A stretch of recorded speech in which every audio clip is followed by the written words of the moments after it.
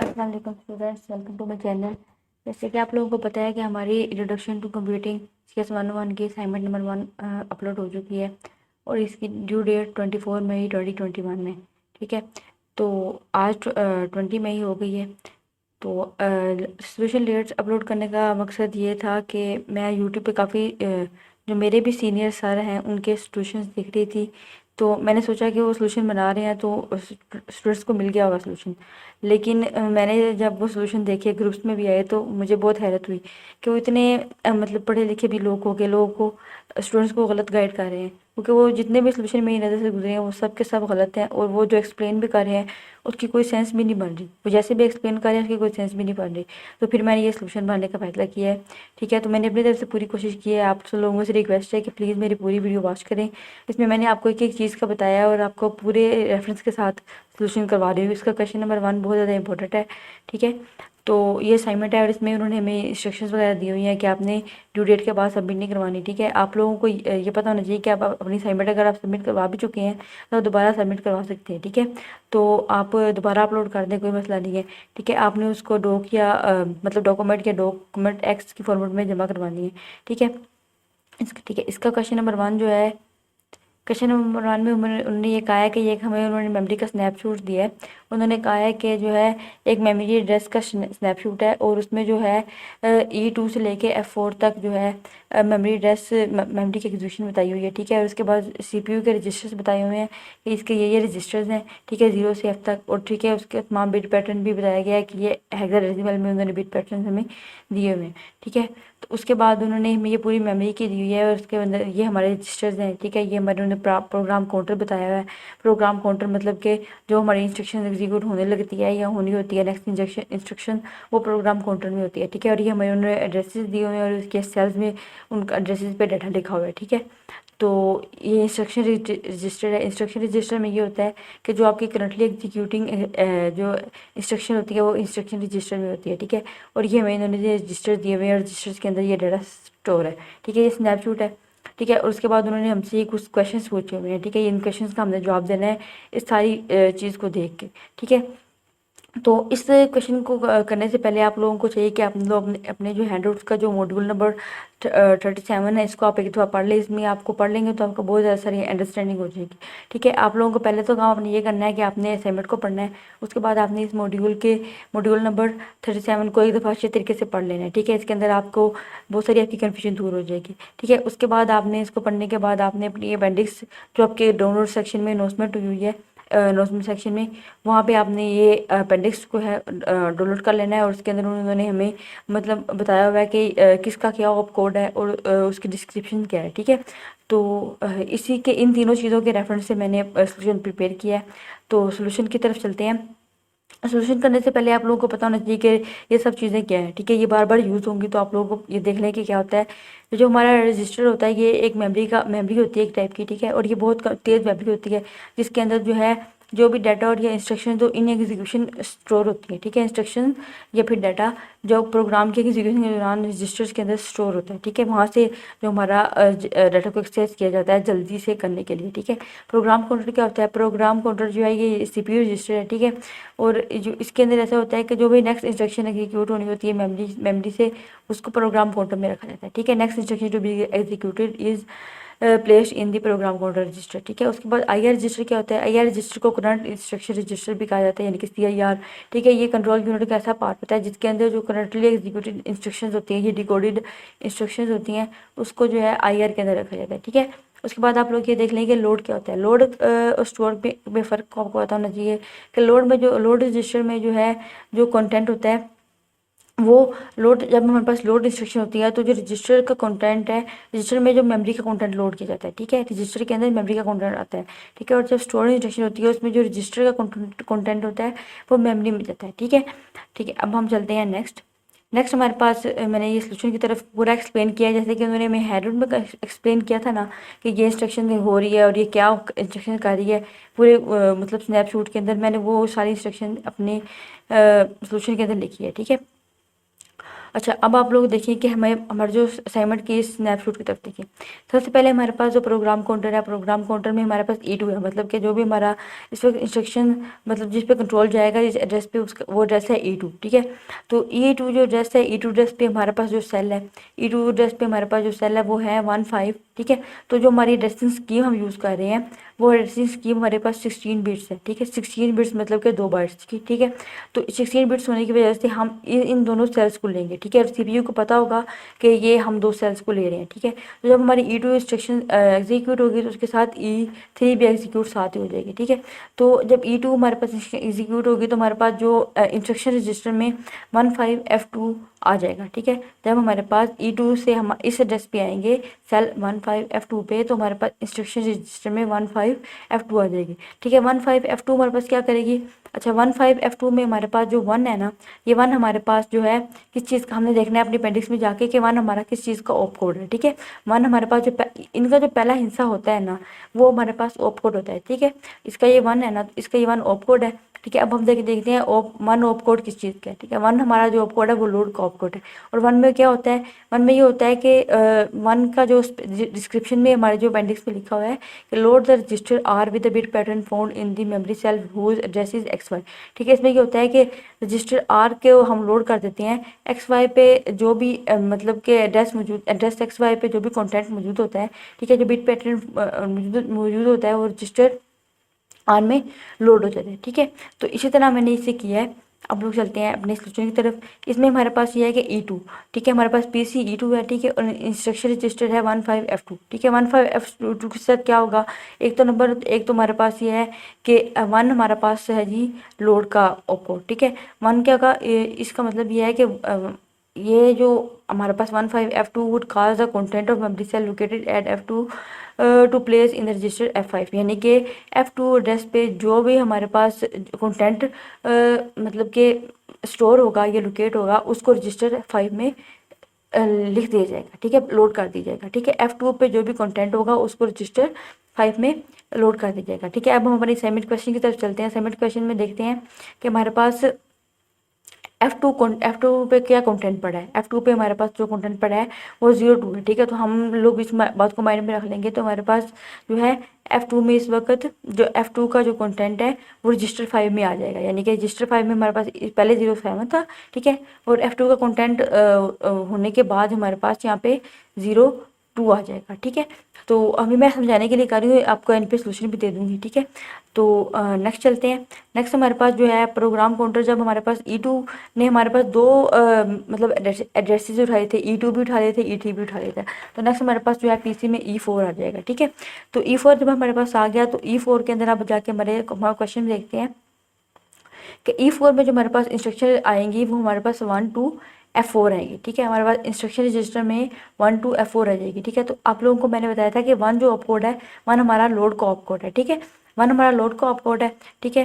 तो उसके बाद ये है कि इसमें F4 का जो कंटेंट है वो रजिस्टर नंबर 2 में लोड हो जाएगा, ठीक है। तो F4 का जो हमारा कंटेंट है वो 05 है, ठीक है। और वो किस रजिस्टर में लोड हो जाएगा? वो 2 रजिस्टर में लोड हो जाएगा। ये 06 की जगह यहाँ पे जो है F4 का कंटेंट 05 लोड हो जाएगा, ठीक है।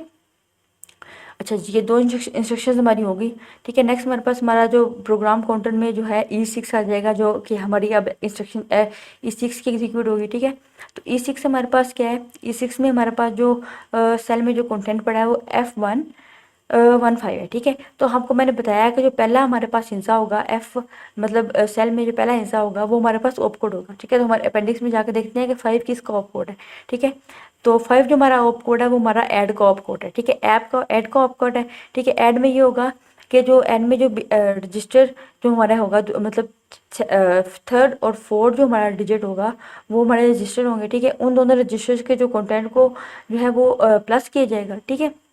उन दोनों के कंटेंट को प्लस करने के बाद हमारे पास आर में जाके वैल्यू सेव हो जाएगी, ठीक है। आर मतलब जो हमारे रजिस्टर नंबर दिया गया होगा उसके अंदर जाके वैल्यू सेव हो जाएगी, ठीक है। तो हम चलते हैं हमारे MS वर्ड की फाइल पे, ठीक है।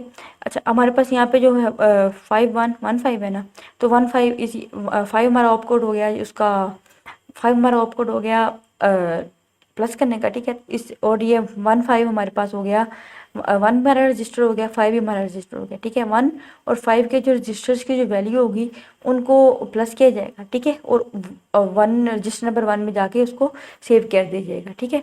ये इंस्ट्रक्शन भी हमारी क्लियर होगी। नेक्स्ट इंस्ट्रक्शन में चलते हैं। नेक्स्ट हमारे पास आएगी प्रोग्राम काउंटर E8 पे चला जाएगा, ठीक है। अब जाके हम देखते हैं E8 पे हमारे पास क्या है। E8 पे हमारे पास जो इंस्ट्रक्शंस है वो है 31F3, ठीक है। तो अब हमारे पास जो पहला 3 है ये हमारे पास ऑप कोड हो गया। हम जाकर देख सकते हैं कि हमारे पास 3 किस चीज़ का ऑप कोड है, ठीक है। 3 हमारा स्टोर का ऑप कोड है। तो मैंने आपको स्टोर का बताया था कि स्टोर हमारा क्या करता है, स्टोर हमारा जो रजिस्टर की वैल्यू को जो है मेमोरी सेल में जाके सेव कर देता है, ठीक है। तो हमारे पास 3 का ऑप कोड पता लग गया। हमारे पास 3 हमारा स्टोर का ऑप कोड है, ठीक है। तो 3 हमारा ये 3 ऑप कोड क्या करेगा, F3 के अंदर रजिस्टर 1 की वैल्यू को सेव कर दीजिएगा, ठीक है। F3 के अंदर हमारे पास ये F3 है, इसके अंदर रजिस्टर 1 की वैल्यू को सेव कर दीजिएगा, ठीक है। F3 को अपने रजिस्टर 1 को अभी तक हमने नहीं छेड़ा, तो रजिस्टर 1 में हमारे पास 0 1 वैल्यू है, ये हमारी F3 में जाके सेव हो जाएगी, ठीक है। ठीक है, अब इस चीज़ को हम, ये चीज़ हमारी क्लियर होगी। नेक्स्ट हमारे पास जो पीसी है वो E8 पे चला गया, ठीक है।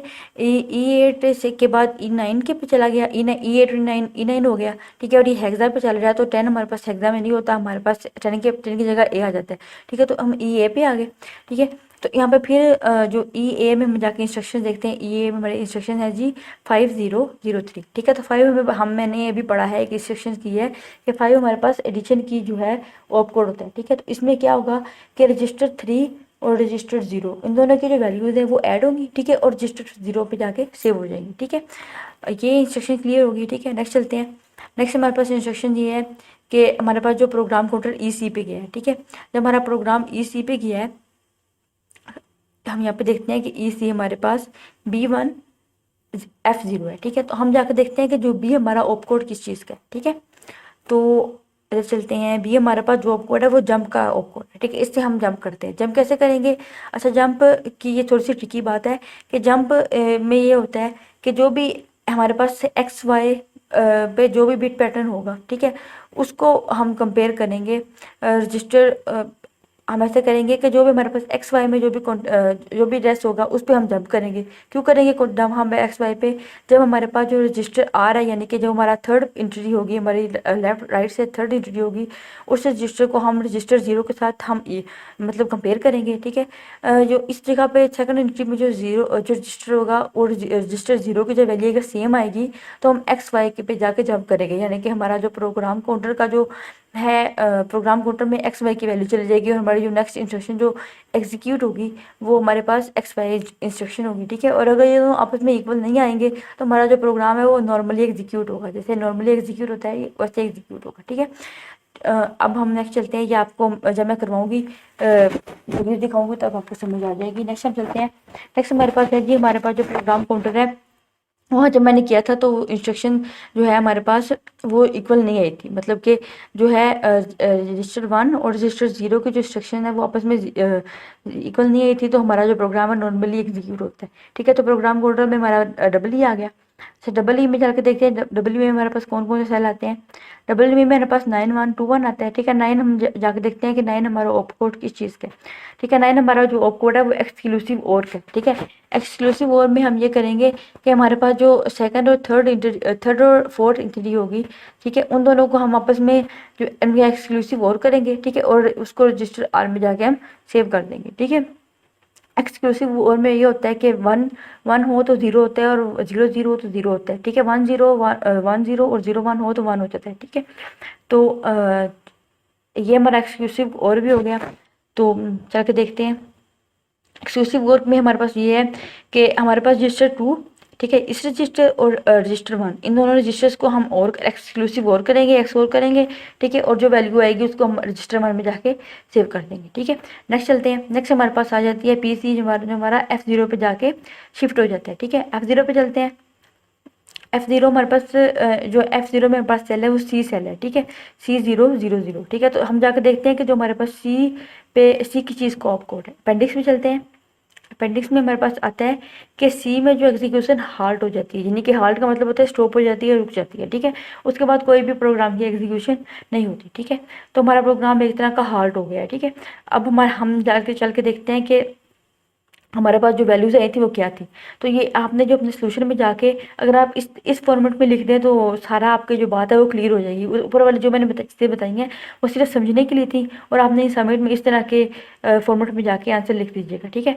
तो इसमें मैंने ये लिखा था कि जो हमारे पे पहले इंस्ट्रक्शन थी E2, ठीक है, उससे जो हमारी मशीन लैंग्वेज की इंस्ट्रक्शन बनी थी वो बनी थी 15F2, ठीक है। एक दफ़ा ही दिखाऊंगी, बार बार वीडियो लंबी हो जाएगी, ठीक है। तो E2 में हमारे पास जो मशीन लैंग्वेज इंस्ट्रक्शन बनी थी वो 15F2 बनी थी, ठीक है। तो 15F2 बनी थी। तो वन हमारे पता है कि हम जो ऑपकोड होता है वो लोड का होता है, ठीक है। तो उसमें हम ये करते हैं, हम लोड करते हैं, ठीक है। हम क्या लोड करेंगे, हम मेमोरी से रजिस्टर में लोड करेंगे, ठीक है। तो मेमोरी में हमने ये किया था कि जो हमारे पास F2 की वैल्यू थी हमने उसको रजिस्टर नंबर 5 में लोड किया था। तो ये हमारा R5 का मतलब होता है रजिस्टर 5, ठीक है। और रजिस्टर 5 में मैंने यह किया कि मैंने F2 की वैल्यू जाके मेमोरी लोकेशन पे जो F2 के सेल की जो लोकेशन पे जो भी वैल्यू पड़ी थी उसको मैंने जाके रजिस्टर 5 में जाके सेव कर दिया, ठीक है। ये देखिए हमारे पास जो F2 था ना, तो F2 के मैंने सेल F2 की जगह मैंने जाकर देखा है कि इसके एड्रेस पे कौन सी वैल्यू पड़ी है। F2 के एड्रेस पे जो वैल्यू थी हमारे पास वो 02 पड़ी थी, ठीक है। तो मैंने जाके यहाँ पे 02 लिख दिया, ठीक है। अब 02 हमारे पास जो है ये हमारे पास 10 की फॉर्म में यानी कि डेसिमल में है, तो उसका हमने बाइनरी की फॉर्म में लिख दिया 110 बन गया, ठीक है। और 2 का जो बाइनरी फॉर्म है वो 10 फॉर्म है, ठीक है। तो हमारे पास जो इस वक्त रजिस्टर 5 में जो वैल्यू पड़ी है वो 0010 पड़ी है, ठीक है। तो सेकंड हमारे पास E4 था, ठीक है। E4 में जो हमारी मशीन में इंस्ट्रक्शन बनी थी वो 12F4 बनी थी, ठीक है। तो 1 हमारे पास लोड का ऑपकोड हो गया, ठीक है। और उसके उससे ये होगा कि F4 की जो इंस्ट्रक्शन है वो रजिस्टर नंबर 2 में जाके लोड हो जाएगी, ठीक है। तो register number 2 is equal to F4 की जो लोकेशन पे जो वैल्यू पड़ी थी वो 05 पड़ी थी, ठीक है। जाके आप लोग ये देख सकते हो कि जो हमारे पास F4 पे जो वैल्यू पड़ी है वो 05 पड़ी है, ठीक है। तो इस 05 को हमने ला के अपने रजिस्टर 2 में जाके सेव कर दिया, ठीक है। अब मतलब लोड कर दिया, ठीक है। और 05 का जो हमारा मतलब बाइनरी कन्वर्जन है वो 0101 है, ठीक है। अच्छा नेक्स्ट हमारे पास है E6PC, ठीक है। और उसके बाद मशीन लैंग्वेज जो है हमारी बनी वो 5115 बनी, ठीक है। अच्छा 5 हमारे पास जो हमें पता है कि एडिशन का था हमारे पास ओपो, ठीक है। उसमें ये करना था कि रजिस्टर 1 और रजिस्टर 5 दोनों को हम ऐड करेंगे, ठीक है। और वैल्यू को हम 1 में जाके स्टोर कर देंगे, ठीक है। तो रजिस्टर 1 में हमने स्टोर करना था, तो रजिस्टर 1 की हमारे पास वैल्यू इन दोनों का आंसर आएगी। रजिस्टर 1 में हमारे पास जो वैल्यू पड़ी थी और रजिस्टर 5 में जो वैल्यू पड़ी थी इन दोनों को हमने ऐड करना है, ठीक है। तो रजिस्टर 5 की वैल्यू हमने वो वाली नहीं लिखनी जो हमने अपने एग्जीक्यूशन के बाद निकाली है, हम रजिस्टर 5 की वैल्यू वो लिखेंगे, ठीक है। और रजिस्टर 1 की वैल्यू हम जाके अपने क्वेश्चन में से देखेंगे। रजिस्टर 1 की वैल्यू हमारे पास जो भी हमने चेंज नहीं की तो 01 ही है, ठीक है। तो इन दोनों का जो इन दोनों को हमने ऐड किया, ठीक है। ऐड करने के बाद जो हमारे पास अब रजिस्टर 1 में जो वैल्यू आई है, रजिस्टर 1 में हमारे पास वैल्यू आ गई अब 0011, ठीक है। उसके बाद हमारे पास E8 में जो इंस्ट्रक्शन थी, E8 में हमारे पास इंस्ट्रक्शन थी 31, ठीक है। और F3, ठीक है। अब जो हमारे पास हमने बताया कि जो 3 है, 3 हमारा जो है स्टोर का ऑपकोड है, ठीक है। और स्टोर में हमारे पास ये होता है कि जो मेमोरी के कंटेंट को हम रजिस्टर के कंटेंट को मेमोरी में जाकर लिख देते हैं, ठीक है। तो हमारे पास ये जो होता है 1 हमारे पास रजिस्टर है, ठीक है। और F3 हमारे पास जो मेमोरी की लोकेशन है, ठीक है। अच्छा अब हमने क्योंकि हम मेमोरी में जाकर स्टोर कर रहे हैं तो हमारे पास मैंने ये लिख दिया कि मेमोरी F3, ठीक है। और मेमोरी F3 को मैंने R1 की वैल्यू दे दी, यानी कि रजिस्टर 1 की वैल्यू सेंड कर दी। रजिस्टर 1 की वैल्यू आप लोगों को पता है कि हम ऊपर बना के आए हैं, ठीक है, 0011। तो वो हमने मेमोरी F3 को वैल्यू दे दी, ठीक है। मेमोरी F3 की वैल्यू चेंज होगी। अब नेक्स्ट हम चलते हैं। नेक्स्ट हमारे पास फिर दोबारा एडिशन की आ गई है, ठीक है। 5 ऑपकोड एडिशन का, ठीक है। और इसको हमने रजिस्टर 0 और रजिस्टर 3 दोनों को हमने ऐड करना है, ठीक है। और हमने वैल्यू को जो है जो आंसर आएगा उसको हमने रजिस्टर 0 में जाकर सेव करना है, ठीक है। तो इन दोनों को हमने प्लस किया, ठीक है। इन दोनों रजिस्टर्स को रजिस्टर 3 और रजिस्टर 0, रजिस्टर 3 हमने अभी तक जो है अपडेट नहीं किया, ठीक है। रजिस्टर 3 की हमने वैल्यू यहाँ से जाकर ले ली 01, ठीक है। और रजिस्टर वैल्यू हमने बना चुके हैं, ठीक है। दोनों को हमने बना लिया और उसके बाद फिर हमने इन दोनों को ऐड कर लिया, ठीक है।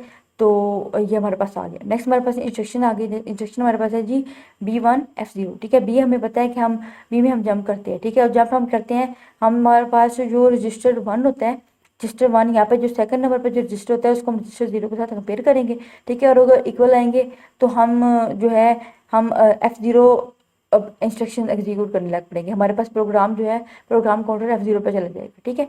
तो रजिस्टर R2 जो हमारे पास है वो 0 101 है, ठीक है। और जो रजिस्टर 0 में हमारे पास जो वैल्यू पड़ी है वो हमारे पास पड़ी है 0011, ठीक है। ये दोनों आपस में इक्वल नहीं है, ठीक है। तो हमारे पास हम कंटिन्यू रखेंगे, हम जंप नहीं करेंगे, ठीक है।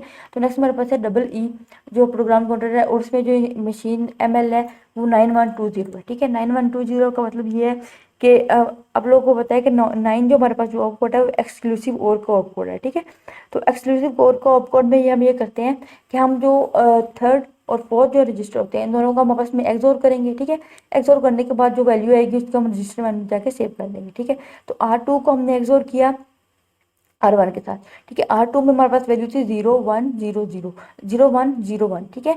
और R1 में हमारे पास जो वैल्यू थी, हमने जो अब ये वाली वैल्यू लिखी है जो हम सबसे एंड पे निकालते हैं, ठीक है। तो हमारे पास R1 में वैल्यू थी 0011, ठीक है। इसको और R2 को हमने इन दोनों को एक्सोर किया तो हमारे पास वैल्यू आ गई 0110, ठीक है।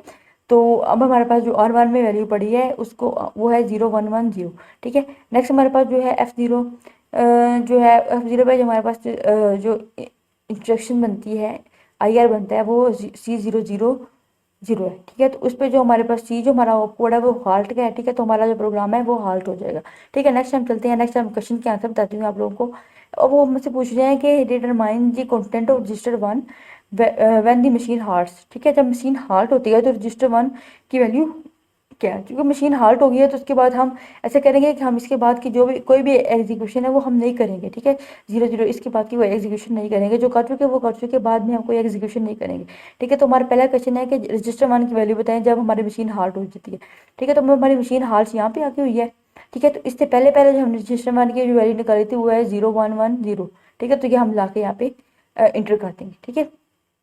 उसके बाद ये है कि उसके बाद ये कि write down the bit pattern in hexadecimal. इसमें मैंने कोई नहीं कहा कि हेक्साडेसिमल में लिखें, लेकिन अगर आप इसे कन्वर्ट करके लिखना चाहें तो आप बेशक लिख लीजिएगा, ठीक है। 0110 को हेक्साडेसिमल कन्वर्ट कर लीजिएगा, ठीक है। उसके बाद ये कि बिट पैटर्न हेक्साडेसिमल में हमने लिखना है कि F3 के अंदर जो हार्ट इंस्ट्रक्शन जब एग्जीक्यूट हुई होगी तो F3 में उस वक्त जब जो सी इंस्ट्रक्शन मौजूद है वो आप लोगों ने यहाँ पे लिखनी है, ठीक है। तो हमने हार्ट इंस्ट्रक्शन से ऊपर जो F3 की वैल्यू है मतलब वो हमने लिखनी है, ठीक है। तो हमने उससे हार्ट स्टेटमेंट यहाँ पे हुई है ना, तो उसके ऊपर हमारे पास जो F3 में जो वैल्यू आई थी वो हमारे पास वैल्यू थी 0011, ठीक है। तो इसको हम यहाँ पे ला के लिख लेंगे और उसको हम जो है हेक्साडेसिमल में कन्वर्ट कर लेंगे, ठीक है। तो 0011 का जो हेक्साडेसिमल है वो 3 बनता है, ठीक है। उसके बाद कह रहे हैं कि how many times machine instruction eight address E is executed before machine halt. Machine halt होने से पहले ई तक कितनी बार जो मशीन इंस्ट्रक्शन है वो एग्जीक्यूट हुई है। तो हम जाके काउंट कर लेते हैं, मेरे ख्याल से 6 बनती है, मैंने 7 लिखी हैं। 1 2 3, हमने ई पहले करनी है ना, A1 2 3 4 5 1 2 3 4 5 6 1 2 3 4 5 6 7 7 बनती हैं, ठीक है।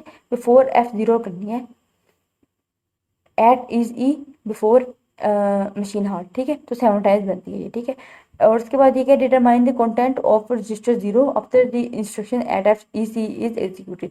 मतलब कि ई सी के मतलब रजिस्टर 0 की जो है ई सी के बाद जो भी इंस्ट्रक्शन है रजिस्टर 0 की वैल्यू हमने वहाँ पे लिखनी है, ठीक है। तो ई सी के एग्जीक्यूशन पर हमारे पास रजिस्टर 0 की वैल्यू क्या थी, रजिस्टर 0 की वैल्यू इस पर हमारी रजिस्टर 0 की वैल्यू जो है इसके ऊपर है तो वो 0011 बनती है, तो हम वो यहाँ पे जाके लिख देंगे, ठीक है। उसके बाद ये क्या, determine the content of register 2, ठीक है। रजिस्टर 2 का आप कंटेंट लिखे when the instruction at F0 is executed. F0 जब एग्जीक्यूट होगी तो हमारे पास जब रजिस्टर 2 की वैल्यू क्या होगी, तब हमारे पास जो रजिस्टर 2 की जो वैल्यू है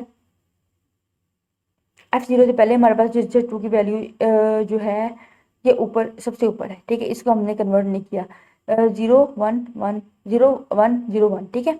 तो ये हमारे पास आ जाएगा। और ये हमारे पास वो R0 और R2 की वैल्यू इसलिए पूछ रहे हैं क्योंकि अगर हम ऊपर हमारे यहाँ पे कोई गलती हो जाएगी तो हमारे जो हम जंप कर जाएंगे F0 पे, ठीक है। अगर हमारे ये अगर इक्वल आ जाएंगे रजिस्टर 2 और रजिस्टर 2 और रजिस्टर 0 का जो कंटेंट अगर इक्वल आ जाएगा तो हमारे पास जो है वो वैल्यू जो है वो इक्वल आ जाएंगी, ठीक है। तो रजिस्टर 2, एक मिनट में ये कंफर्म कर लीजिएगा कि यहाँ पे रजिस्टर 1 आएगा, रजिस्टर 2 आएगा, रजिस्टर 2 फॉर एग्जाम्पल, एक मिनट, सॉरी यहाँ पे 1 आएगा, इस जगह पे 1 आएगा। तो ये 1 होने की वजह से ये दोनों जो हैं रजिस्टर 1 R1 की वैल्यू हमारे पास 0011 है, ठीक है, और रजिस्टर 0 की जो हमारे पास वैल्यू है वो 0011, ये दोनों सेम है, ठीक है। तो ये इक्वल आ गई तो हमारा काम ज़्यादा आसान हो गया। तो ये जंप टू F0, ठीक है, हम F0 पे जंप कर देंगे। हमारे जो ये इंस्ट्रक्शन है ये इंस्ट्रक्शन एग्जीक्यूट नहीं होगी, ठीक है, क्योंकि ये इंस्ट्रक्शंस हम डायरेक्टली जंप कर गए, ठीक है। तो हमारा एफ इस पे आएंगे तो हमारी जो स्टेशन जो हमारा प्रोग्राम है वो हाल्ट कर जाएगा, ठीक है। तो हम थोड़ा सा इसमें चेंजेस करेंगे, ठीक है। उन्होंने कहा है कि determine the content of register 1। अब रजिस्टर 1 हमने जब हाल्ट होने के बाद हम रजिस्टर 1 का जो कंटेंट है वो हम ये लिखेंगे, ठीक है, 001। इसको कॉपी करते हैं यहाँ पे, ठीक है, और इसको यहाँ पे पेस्ट कर देते हैं।